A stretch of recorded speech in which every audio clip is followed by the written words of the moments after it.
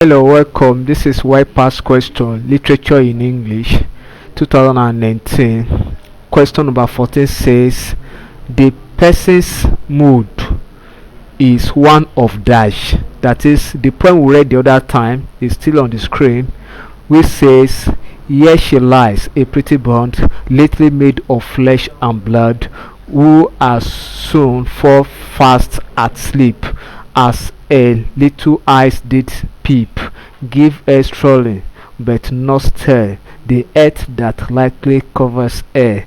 So we are now asking to find out the mood of the poet. A. We have anger. B. Admiration. Then C. Indifference. D. Joy. The correct answer here is indifferent because there is no conflict in the tone of the writer or the poet.